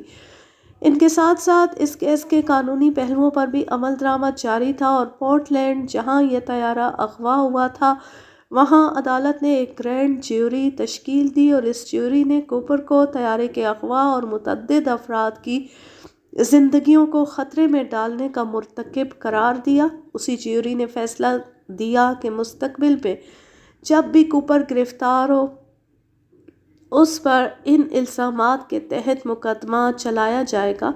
قانونی کارروائی کا مقصد کوپر کے بیرون ملک پکڑے جانے کی صورت میں اسے امریکہ لانے کے لیے زمین تیار رکھنا بھی تھا، کیونکہ اس کا بھی امکان تھا کہ وہ در حقیقت امریکہ سے باہر جا چکا ہو اور وہ امریکی ڈالرز ایسی جگہ خرچ کر رہا ہو جہاں اس کے پکڑے جانے کا امکان بہت کم ہو۔ کسی بھی ترقی پذیر ملک میں یہ کام زیادہ مشکل نہیں تھا، کیونکہ وہاں جانے والے ڈالرز کو نہ تو چیک کیا جاتا تھا اور نہ ہی وہ اس ملک سے باہر نکلتے تھے، بلکہ اندرون ملک ہی گردش کرتے تھے یا طویل عرصے کے لیے لاکرز اور تجوریوں میں چلے جاتے تھے، اس لیے ان کے سامنے آنے کا امکان بہت ہی کم تھا۔ کوپر کم سے کم اتنا ہوشیار ضرور ہوگا کہ اس نے پہلے ہی سوچ لیا ہوگا کہ اسے رقم کو امریکہ میں نہیں چلانا ہے، ورنہ بالآخر وہ پکڑا جائے گا۔ عین ممکن ہے اس نے کسی ترقی پذیر ملک کے منی چینجر سے پہلے ہی معاملہ کر لیا ہو اور $2 لاکھ اسے دے کر بدلے میں صاف ستھرے نوٹ لے لیے ہوں۔ اس مقصد کے لیے اگر وہ 10% ریبیٹ بھی دیتا تو سودا مہنگا نہیں تھا۔ وہ سکون سے $1,80,000 بلا خوف و خطر امریکہ میں خرچ کرتا اور کوئی اسے نہ پکڑتا۔ بہت زیادہ امکان تھا کہ اس نے ایسا ہی کیا ہوگا۔ ایک خیال یہ بھی تھا کہ وہ کیوبا چلا گیا تھا، جہاں اس نے $2 لاکھ سے خاصی پرتعیش زندگی گزاری ہوگی۔ کیوبا اس وقت امریکی مفروروں کی جنت تھا، کیونکہ کسی بھی قسم کے جرائم میں ملوث شخص بآسانی وہاں پناہ حاصل کر سکتے تھے، اگرچہ وہ امریکہ کو مطلوب ہوں۔ کیوبن حکام اسے خوشی سے پناہ دیتے تھے اور امریکہ کے حوالے کرنے کا تو سوال ہی پیدا نہیں ہوتا تھا۔ اس کے ساتھ ہی کیوبا میں امریکی کرنسی چلانا بھی مشکل نہیں تھا۔ وہاں بے شمار ایسے لوگ تھے جو امریکی ڈالرز خرید لیتے تھے اور اسے اپنے پاس بطور خزانہ محفوظ رکھتے تھے۔ ان میں راشی حکام، سمگلرز اور جرائم پیشہ افراد شامل تھے۔ پھر کیوبن کرنسی میں $2 لاکھ قوت خرید کے لحاظ سے بہت زیادہ بنتے تھے۔ کوپر کیوبا میں برسوں آرام سے رہ سکتا تھا۔ وقت گزرتا رہا اور تلاش کا سلسلہ جاری رہا۔ جب کوپر نے بوئنگ 727 کے عقبی دروازے کی سیڑھی باہر نکالی تھی تو اس کا نچلا حصہ تیز ہوا یا کسی اور وجہ سے ٹوٹ کر گر گیا تھا اور یہ گم شدہ ٹکڑا پوری تلاش کے باوجود نہیں ملا تھا۔ سن 1978 میں ہرن کے ایک شکاری نے یہ حصہ ایک سڑک سے 13 میل دور اور واشنگٹن کے شمال مغربی ساحل سے کوئی 18 میل دور پایا، لیکن یہ جگہ طیارے کے فلائی پاتھ میں آتی تھی۔ یہ جگہ جھیل مرون سے خاصے فاصلے پر شمال میں واقع ہے۔ تقریباً 7 کلوگرام وزنی دھات کا یہ ٹکڑا 10,000 فٹ کی بلندی سے گرنے کی صورت میں 2 میل سے زیادہ دائیں بائیں یا آگے پیچھے نہیں جا سکتا تھا۔ تو کیا کوپر اسی علاقے میں کودا تھا؟ مگر ماہرین اس سے متفق نہیں تھے۔ فروری سن 1980 میں برائن انگراہم نامی 8 سالہ بچہ اپنے خاندان کے ہمراہ دریائے کولمبیا کے کنارے چھٹیاں گزارنے آیا تھا۔ یہ جگہ دریا کے نچلے حصے میں وینکوور، واشنگٹن سے کوئی 13 میل نیچے اور ایریل سے کوئی 20 میل جنوب مغرب میں واقع ہے۔ بچے نے دریا کے کنارے کوپر کو دی جانے والی تاوان کی رقم کے 3 پیک ریت میں دبے پائے۔ اگرچہ ان کی حالت بری تھی، لیکن یہ بدستور بنڈل کی صورت میں ربڑ بینڈ سے گڈی کی طرح بندھے ہوئے تھے۔ حیرت انگیز طور پر 9 سال گزر جانے کے بعد بھی نوٹوں کی ساخت، پرنٹ اور رنگت برقرار تھی، جبکہ انہیں اس دوران میں شدید موسمی تغیر اور پانی کا سامنا رہا تھا۔ ان کے سیریل نمبر کسی قدر دقت سے پڑھے جا سکتے تھے۔ برائن کے ماں باپ نے اس کی اطلاع پولیس کو دی اور معاملہ فوراً FBI تک پہنچ گیا۔ تینوں بنڈلوں کو FBI کی لیب میں پہنچایا گیا، جہاں اس کے تکنیکی ماہرین نے تصدیق کی کہ یہ وہی رقم ہے جو کوپر کے مطالبے پر اسے دی گئی تھی۔ بنڈلوں میں سے 2 بنڈل 20 نوٹوں پر مشتمل 100 نوٹوں والے تھے، جبکہ تیسرے بنڈل میں 90 نوٹ تھے، یعنی کل رقم $5,800 بنتی تھی۔ اب سوال یہ تھا کہ یہ بنڈل یہاں کیسے پہنچے، کیونکہ یہ جگہ طیارے کے روٹ اور کوپر کے کودنے کی ممکنہ جگہوں سے خاصے فاصلے پر تھی۔ نوٹوں پر تحقیق کرنے والے آرمی ہائیڈرولوجک انجینئرز نے نوٹ کیا کہ تمام ہی نوٹ کناروں سے دائرے کی شکل سے تباہ ہوئے تھے اور ان کی گول سی صورت نکل آئی تھی۔ اس سے یہ نتیجہ اخذ کیا گیا کہ اس مقام تک پہنچنے سے پہلے یہ بنڈل خاصے عرصے دریا کی لہروں میں ڈولتے رہے اور مسلسل چکر کھانے سے ان کے کنارے جھڑ گئے تھے۔ اسی طرح بہت عرصے تک پانی میں بھیگنے سے نوٹ آپس میں یکجان سے ہو گئے تھے، بعد میں انہیں خاصی کوشش سے الگ کیا گیا، پھر یہ اس جگہ آ کر ریت میں پھنس گئے اور ان پر مزید ریت آ گئی جو دریا کے سائیکل سے کم زیادہ ہوتی رہتی ہے۔ یہ سب قدرتی طور پر ہوا تھا اور ماہرین نے بنڈلوں کو جان بوجھ کر اس جگہ دفنانے کا نظریہ مسترد کر دیا تھا۔ بہرحال اس سے یہ بات ثابت ہو گئی کہ کوپر نہ تو دریائے لوئس میں اترا تھا، نہ جھیل مرون میں، اور نہ ہی اس کے کسی اور حصے میں، کیونکہ اس کے پانی کے سسٹم کا دریائے کولمبیا سے کوئی تعلق نہیں تھا، یعنی دونوں دریاؤں کا آپس میں کوئی ایسا رابطہ نہیں تھا جس کے ذریعے گرنے والے نوٹ وہاں سے بہہ کر دریائے کولمبیا تک آتے۔ مسئلہ یہ تھا کہ دریائے کولمبیا اور اس کی اپر سٹریم فلائٹ 305 کے پاتھ وے میں نہیں آتی تھی، اس لیے یہ امکان نہیں تھا کہ کوپر کسی طرح بھی دریائے کولمبیا یا اس کے آس پاس اترا ہو۔ البتہ ایک صورت ممکن تھی کہ کوپر دریائے واشوگال یا اس کے آس پاس اترا ہو اور وہاں سے یہ بنڈل بہہ کر نیچے دریائے کولمبیا تک پہنچے ہو، کیونکہ ان دونوں دریاؤں کا آپس میں رابطہ تھا اور دریائے واشوگال کا سارا پانی بالآخر دریائے کولمبیا میں جا کر گرتا تھا۔ مگر ماہرین کی اس تھیوری میں کئی سوالوں کے جواب نہیں تھے۔ اول، ایک بنڈل سے 10 نوٹ کس طرح غائب ہوئے جبکہ اس کا ربر بینڈ اسی طرح بندھا ہوا تھا؟ یہ بات تصدیق شدہ تھی کہ تمام بنڈل 100 نوٹوں پر مشتمل تھے۔ دوسرا سوال یہ تھا کہ اگر تینوں بنڈل بہت عرصے دریا میں تیرتے رہے تو وہ آخر ایک ساتھ کیسے رہے اور ایک ہی جگہ آ کر ریت میں کیسے رکے، جبکہ انہوں نے یہاں تک آنے کے لیے میلوں کا فاصلہ اور شاید مہینوں میں یہ سفر طے کیا تھا۔ امکانات کی ریاضی کہتی ہے کہ ایسا 1 ارب میں سے صرف ایک بار ممکن ہے، یعنی 99,99,99,999 بار یہ ممکن نہیں کہ تمام 3 بنڈل ایک ہی جگہ رہتے۔ ربر بینڈ پر تحقیق سے یہ بات سامنے آئی کہ ریت میں دفن ہونے سے پہلے یہ 2 سال تک پانی میں تیرتے رہے تھے۔ دوسری صورت میں اس سے زیادہ وقت گزرنے پر ربر بینڈ اپنی کیمیائی ساخت کھو دیتے اور ٹوٹ جاتے۔ دوسرے لفظوں میں بنڈل گزشتہ 7 سال سے زیادہ عرصے سے دریائے کولمبیا کے اس کنارے ریت میں دفن رہے تھے۔ نوٹوں کے ساتھ چپکے مائکرو آرگینک عناصر کی مدد سے ماہرین نے اندازہ لگایا کہ یہ دریا کی ایک شمالی شاخ سے ہوتے ہوئے اس جگہ پہنچے جسے ٹینا بار کہتے ہیں۔ جس جگہ یہ بنڈل پائے گئے وہاں دریا میں ریت کی 2 تہیں تھیں، ایک تہ جو سن 1974 تک اوپر سے آنے والی ریت نے بنائی تھی اور دوسری تہ جو اس کے بعد بنی تھی۔ اسی تہ میں بنڈل پائے گئے تھے، مگر یہ بنڈل اس تہ کے سب سے اوپری حصے میں ملا تھا جو زیادہ سے زیادہ 2 سال پہلے تشکیل پائی تھی۔ اس پر دریا میں تیر کر آنے کا نظریہ پیش کرنے والے ماہرین اور ریت پر تحقیق کرنے والے ماہرین کے درمیان بحث چھڑ گئی، مگر کوئی بھی حتمی نتیجہ نہیں نکلا کہ بنڈل اصل میں کہاں سے آئے تھے اور کس وقت یہاں ریت میں رکے۔ دوسرے معروضی سوالوں کے جوابات بھی نہیں ملے اور معاملہ مزید پیچیدہ ہوتا گیا۔ رقم کی اس دریافت کے بعد نت نئے مفروضات سامنے آنے لگے۔ اس میں ایک خیال یہ تھا کہ رقم کی یہ بنڈل کسی جانور نے یہاں تک پہنچائے اور اسی جانور نے ایک بنڈل سے کسی طرح 10 نوٹ نکال لیے تھے۔ شاید وہ اسے کھانے کی کوئی چیز سمجھا ہوگا اور جب اس کی سمجھ میں نہیں آیا ہوگا تو اس نے اسے دریا کی ریت میں دفن کر دیا ہوگا، جیسا کہ جانوروں کی عادت ہوتی ہے۔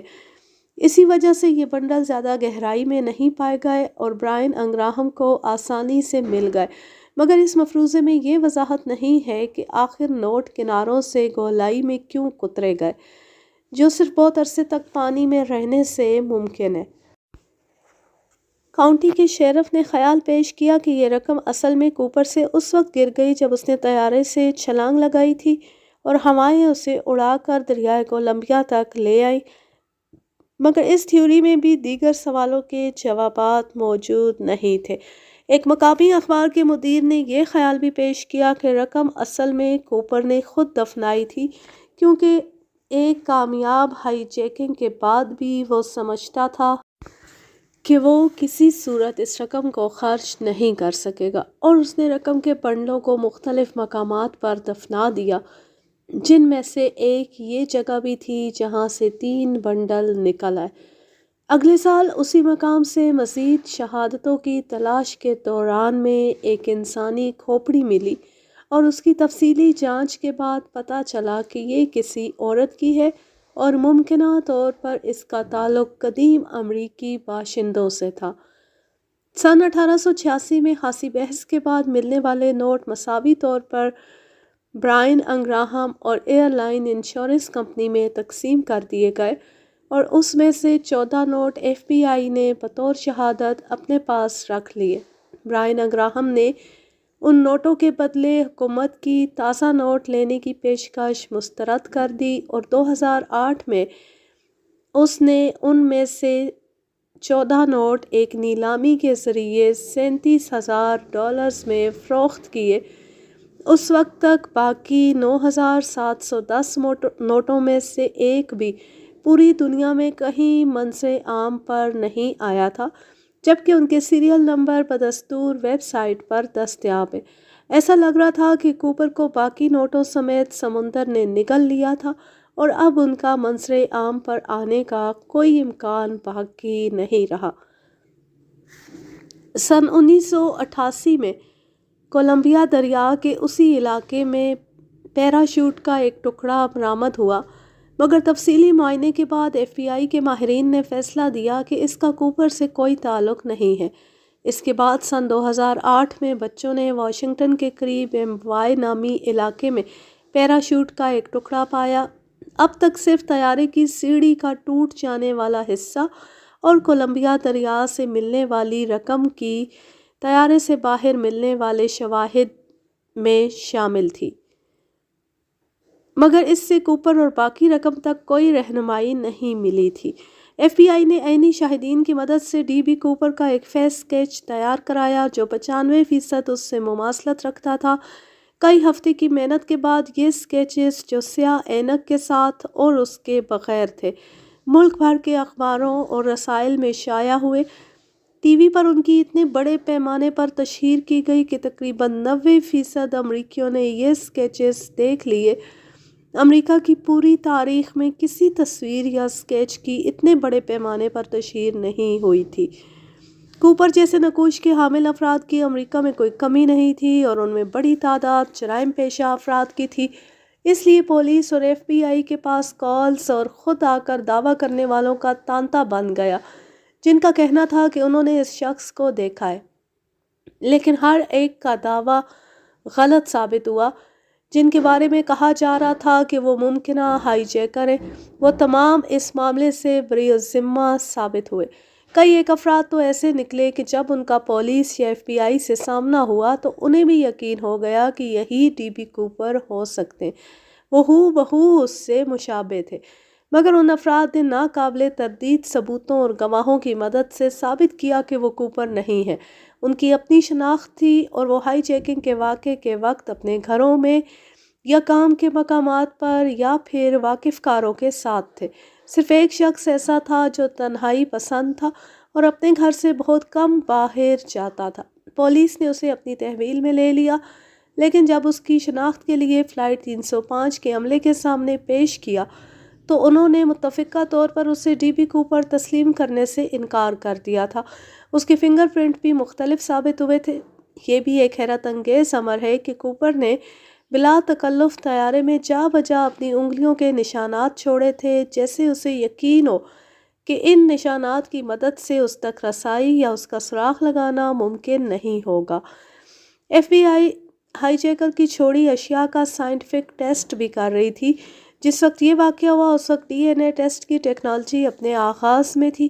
سن 2001 میں ایف بی آئی نے اعلان کیا کہ انہیں کوپر کی ٹائپ ان پر 3 طرح کے ڈی این اے کے آرگینک نمونے ملے ہیں، مگر خاصی گہرائی سے جانچنے کے بعد بھی یہ یقین سے نہیں کہا جا سکتا کہ ان میں سے کوئی کوپر سے تعلق رکھتا تھا۔ مسئلہ یہ تھا کہ موازنے کے لیے ایف بی آئی کے پاس نہ تو کوئی فرد تھا اور نہ ہی کوئی اور نمونہ۔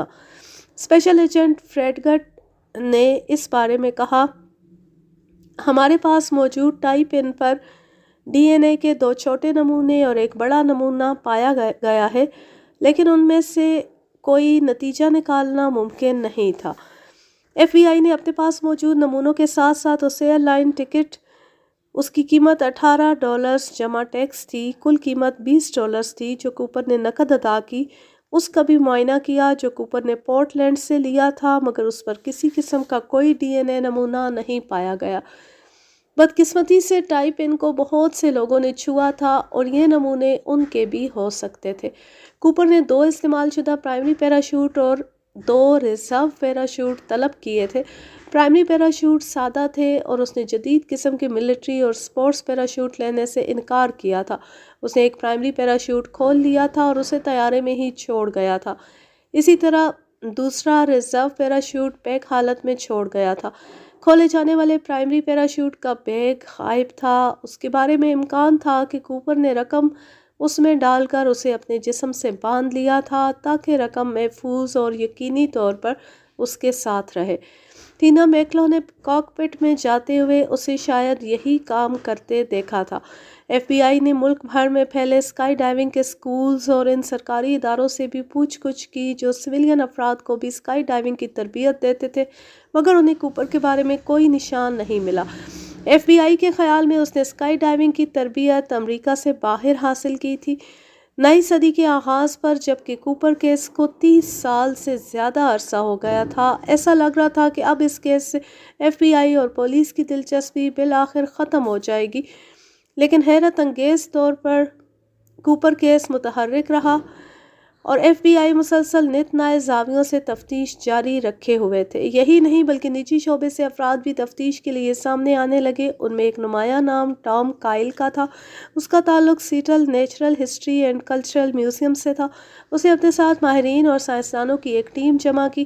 اس کا مقصد کوپر کیس کے مختلف پہلوؤں کو ان جدید سائنسی طریقوں اور ٹیکنالوجیکل آلات کی مدد سے چیک کرنا تھا جو سن 1971 میں دستیاب نہیں تھے۔ یہ گروپ جو کوپر ریسرچ ٹیم کے نام سے معروف ہوا، اس نے سب سے پہلے جی پی ایس اور سیٹلائٹ سے لی گئی تصاویر سے اس سارے علاقے کا معائنہ کیا جہاں ممکنہ طور پر کوپر اترا تھا، جہاں طیارے کی سیڑھی کا ایک حصہ اور جہاں رقم کے بنڈل پائے گئے تھے۔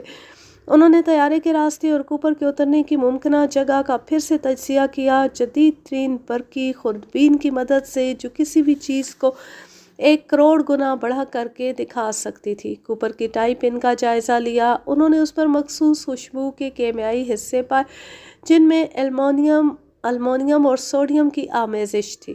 2 سال کی تفتیش کے بعد کائل نے اعلان کیا کہ کوپر کی ٹائپ ان پر ٹائٹینیم کے آثار پائے گئے ہیں۔ آج کے مقابلے میں 70 کے عشرے میں اس دھات کا استعمال نہایت محدود تھا اور صرف انجینئرز اور ٹائٹینیم کے ساتھ کام کرنے والے افراد کا اس سے واسطہ پڑتا تھا۔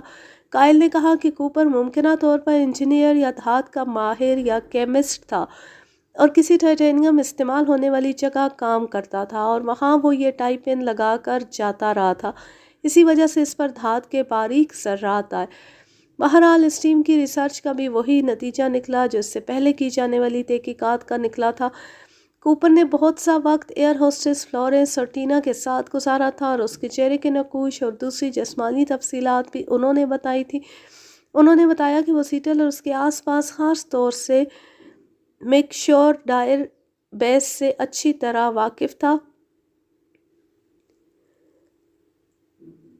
میکشارڈ ایئر بیس سے اچھی طرح واقف تھا۔ اس سے ایف بی آئی کو شبہ ہوا کہ وہ ایئر فورس کا سابق ملازم یا تربیت یافتہ ہے۔ اسی وجہ سے وہ اسکائی ڈائیونگ سے بھی واقف تھا اور اس کی ٹائپ ان پر ٹائٹینیم کے ذرات پائے گئے تھے۔ واضح رہے کہ اس سخت ترین دھات کا زیادہ تر استعمال لڑاکا طیاروں اور تیز رفتار میزائلوں کی تیاری میں ہوتا ہے، کیونکہ یہ بہت زیادہ دباؤ حرارت اور رگڑ برداشت کر سکتی ہے۔ یہ سخت ترین فولاد سے بھی 2 گنا مضبوط دھات ہوتی ہے۔ ایف بی آئی کے نفسیات کے ماہرین نے کوپر کا نفسیاتی تجزیہ بھی کیا۔ ماہرین کے ایک بڑے گروہ کا خیال تھا کہ اسے رقم کی اشد ضرورت تھی اور اسی وجہ سے اتنا بڑا رسک لینے کو تیار ہوا۔ شاید اس کے پاس رقم نہیں تھی اور وہ مقروض بھی ہو گیا تھا، مگر اس واقعے کے دوران میں اس نے جس طرح کی منصوبہ بندی کی اور اس پر عمل کے دوران جس صبر و تحمل کا مظاہرہ کیا، اور کئی مواقع ایسے تھے جب مضبوط ترین اعصاب والے افراد بھی مشتعل ہو سکتے تھے، اس موقع پر بھی وہ پرسکون اور متحمل رہا۔ جیسے ری فیولنگ میں تاخیر کا واقعہ، اس کی منصوبہ بندی اور اس پر عمل درآمد واضح کرتا ہے کہ وہ اگر مجرم بھی تھا تو کوئی عام مجرم نہیں تھا۔ اس لحاظ سے یہ بھی تعجب انگیز ہے کہ اگر وہ اعلیٰ پائے کا مجرم تھا تو اسے اتنا گمنام نہیں ہونا چاہیے تھا، کم سے کم جرائم پیشہ حلقے میں اسے معروف ہونا چاہیے تھا، مگر یہاں بھی سب سے پہلے تفتیش کے باوجود اس کے بارے میں کوئی ایک اطلاع بھی سامنے نہیں آئی۔ ماہرین کے نزدیک تعجب انگیز اس کی طلب کردہ رقم کی مقدار اور نوٹوں کا کم مالیت کا ہونا تھا۔ آج تک فضائی قزاقی کی تاریخ میں کسی نے اتنی کم رقم کا مطالبہ نہیں کیا۔ وہ آسانی سے $1 یا $2 ملین طلب کر سکتا تھا۔ اس وقت بھی $100 کا نوٹ موجود تھا۔ وہ پاؤنڈ میں رقم طلب کر سکتا تھا، جس میں بڑی مالیت کے نوٹ بھی ہوتے ہیں، اور بین الاقوامی طور پر اسے چلانا ڈالرز کے مقابلے میں کہیں کم رسکی ہوتا، مگر اس نے $2 لاکھ مانگے، اور وہ بھی $20 کے پرانے نوٹوں کی صورت میں۔ ان 10,000 نوٹوں کا وزن 50 کلو گرام بن رہا تھا۔ اتنے اضافی وزن کے ساتھ اسکائی ڈائیونگ خطرناک ہو سکتی تھی۔ اس کے مقابلے میں اگر وہ $1 ملین 100 پاؤنڈز کے نوٹوں کی صورت میں طلب کرتا، تب بھی ان کا وزن اتنا ہی ہوتا۔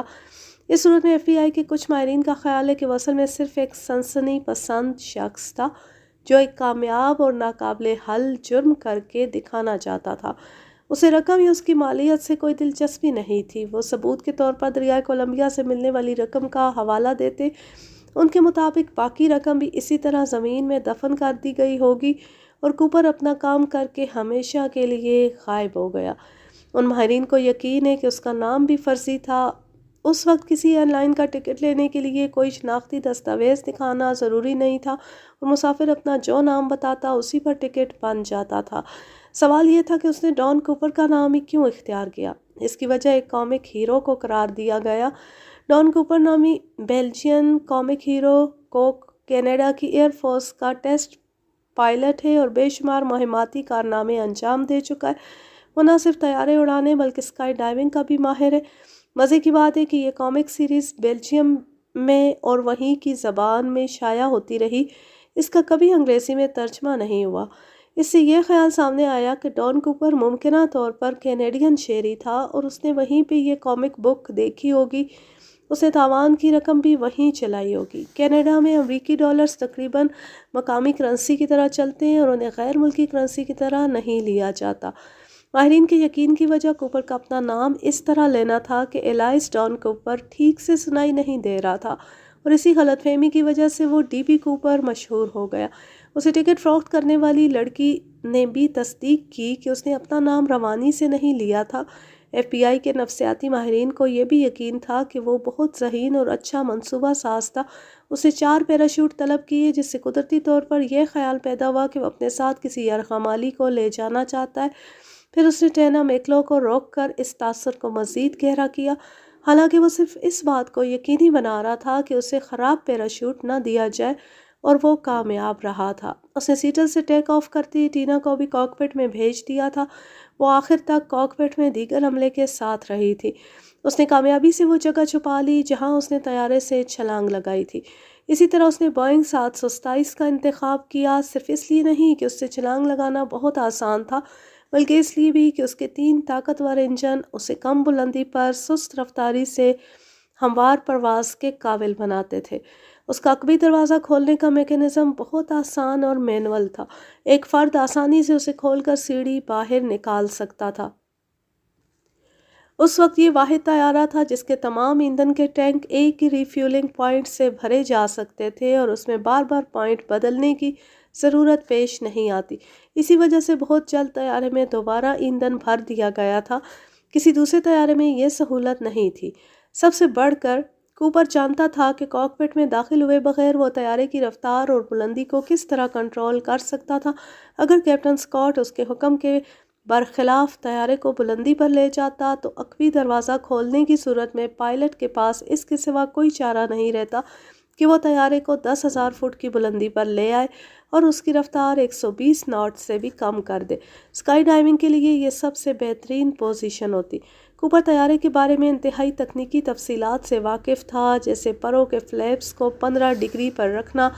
اسی طرح وہ جانتا تھا کہ طیارے کے خالی ٹینکس کتنی دیر میں دوبارہ بھرے جاتے۔ وہ جانتا تھا کہ اگر عقبی دروازے کی سیڑھی باہر نکلی ہو تو طیارہ بنا کسی خطرے کے ٹیک آف کر جاتا ہے۔ حد یہ کہ وہ جانتا تھا کہ CIA ویتنام جنگ کے دوران دشمن مورچوں کے پیچھے موجود اپنے حامی دستوں کے سپلائی گرانے کے لیے بوئنگ 727 استعمال کرتی رہی تھی۔ سب سے خفیہ بات جس سے کوپر واقف تھا وہ یہ کہ عقبی دروازہ کھولنے اور سیڑھی باہر نکالنے کے لیے ایک واحد سوئچ کاکپٹ کے باہر بھی موجود ہے اور اسے کاکپٹ سے کنٹرول نہیں کیا جا سکتا ہے۔ کوپر نے ہائی جیکنگ کے لیے وہ وقت منتخب کیا جو پورے امریکہ میں چھٹی کا وقت تھا، اور اس میں کسی فرد کے بارے میں یہ جاننا بہت مشکل تھا کہ وہ اس وقت کہاں ہے۔ اس نے اپنے کام کو کسی قدر طویل کیا اور اس بات کو یقینی بنایا کہ جب امریکہ میں ورکنگ ڈے شروع ہو تو وہ اپنے ٹھکانے پر پہنچ چکا ہو۔ کسی ویرانے میں پیراشوٹ سے اترنا اور پھر کسی سڑک تک پہنچنا اور اس کے بعد ٹرانسپورٹ تلاش کرنا اور واپس اپنے گھر تک جانا آسان نہیں ہے، مگر کوپر نے اس کے لیے ایسا وقت چنا جب اسے واپسی کے لیے پورے 4 دن ملے ہوئے تھے اور وہ بہت آرام سے اپنے گھر پہنچ سکتا تھا۔ اس کا بھی پورا امکان تھا کہ اس علاقے میں اس کی ایک عدد گاڑی پہلے سے موجود ہو اور وہ اترنے کے بعد اس تک پہنچے، اپنا حلیہ بدلے اور آرام سے وہاں سے نکل جائے۔ FBI ماہرین کے مطابق اس کا امکان 90% تھا کہ اس نے ایسا ہی کیا ہوگا، مگر کوپر کی بہترین پلاننگ کے باوجود FBI ماہرین اس کی پیرا جمپنگ کی صلاحیت کے بارے میں مشکوک تھے۔ سن 2006 میں FBI اسپیشل ایجنٹ لیری، جو انویسٹیگیشن کا سربراہ تھا، اس کا کہنا ہے کوئی بھی تجربے کار پیرا ٹروپر کبھی ایسے وقت جمپ لگانے کو ترجیح نہیں دے گا جب بالکل تاریک رات، جو بارش اور طوفان زدہ تھی اور 200 میل فی گھنٹے کی رفتار سے -57 درجے سینٹی گریڈ درجہ حرارت رکھنے والی ہوا اس کے چہرے پر لگ رہی ہو۔ اس نے گلے میں ایک مفلر اور ٹرنچ کوٹ پہنا ہو جو اسکائی ڈائیونگ کے لیے قطعاً نامناسب تھے۔ یہ سیدھی سی جان خطرے میں ڈالنے والی بات ہے۔ ایسے حالات میں صرف فوجی کسی بہت اہم مشن کو پورا کرنے کے لیے چھلانگ لگاتے ہیں، مگر وہ اس کے لیے پوری طرح تیار بھی ہوتے ہیں۔ کوپر نے ایک اہم ترین چیز یعنی ہیلمٹ طلب نہیں کیا۔ اس نے سردی سے بچاؤ کے لیے خاص لباس بھی نہیں مانگا۔ اس درجہ حرارت میں انسان عام لباس میں اپنے حواس 2 منٹ سے زیادہ برقرار نہیں رکھ سکتا، اور 5 منٹ بعد جسم کا درجہ حرارت 87 درجے فارنہائٹ تک گرنے کے بعد اس کے دل کی دھڑکن رک جاتی ہے۔ لیری کو یقین تھا کہ کوپر اصل میں پیرا ٹروپر نہیں بلکہ ایک سابق ایئر فورس ایئر مین تھا جو اصل میں طیاروں سے سپلائی ایئر ڈراپ کے شعبے میں کام کرتا تھا۔ یوں اسے معلومات حاصل ہوئیں کہ طیارے کا ایئر ڈراپ کا میکینزم کیسے کام کرتا ہے اور پیراشوٹ استعمال کرنے کا طریقہ کار کیا ہے، لیکن یہ ساری معلومات اس عملی جمپ کے لیے قطعی ناکافی تھیں جو کوپر نے طیارے سے لگائی تھی۔ جیسے جیسے جمپ کے حالات اور ماہرین کے تجزیے سامنے آتے رہے، FBI کو یقین ہوتا چلا گیا کہ کوپر کی جمپ ناکام رہی تھی۔ وہ اپنا پیراشوٹ کھولنے میں کامیاب نہیں ہوا تھا اور زمین یا پانی میں جا گرا تھا۔ بالفرض محال اگر وہ نیچے پہنچ بھی گیا تھا تو نہایت خراب موسم، تاریکی اور ٹھیک اس جگہ اترنا ناممکن تھا جہاں وہ اترنا چاہتا تھا۔ FBI کی تھیوری صرف ایک نقطے پر آ کر رک جاتی ہے کہ اگر کوپر ناکام رہا تھا تو اس کی لاش کہاں گئی؟ زمین یا پانی میں اس کا کوئی نشان تو ملنا چاہیے تھا، خاص طور سے جب پولیس، آرمی، FBI اور رضاکاروں نے بہت وسیع پیمانے پر اس سارے علاقے کو چھان مارا تھا۔ کوپر کیس آج بھی بند نہیں ہوا اور FBI کی ایک ٹیم اس پر کام جاری رکھے ہوئے ہے۔ ایک محتاط اندازے کے مطابق امریکی ٹیکس گزاروں کے تقریباً $2 ملین اس کام پر خرچ ہو چکے اور حاصل وصول کچھ نہیں ہوا۔ ایک اور نکتہ ہے کہ ہائی جیکنگ کے وقت کوپر کم سے کم 40 سال کا تھا اور آج اس واقعے کو 44 برس ہو چکے ہیں، یعنی کوپر کم سے کم 84 برس کا ہوگا اگر وہ زندہ ہوا تو۔ اگر وہ کسی طرح پکڑ میں آ جاتا ہے تو اس کی عمر اور شاید جسمانی اور ذہنی کیفیت کی وجہ سے اس پر مقدمہ چلانا ممکن نہیں ہوگا، اور اگر ایسا کیا بھی گیا تو شاید ہی اسے سزا ہو۔ گویا ناکامی یہاں بھی ایف بی آئی کا مقدر ہوگی۔ تو یہ زبردست کہانی اپنے اختتام کو پہنچی۔ اب میں لیتی ہوں آپ سے اجازت۔ جہاں رہیں خوش رہیں، شاد و آباد رہیں، ہنستے مسکراتے رہیں۔ اللہ حافظ، اللہ نگہبان۔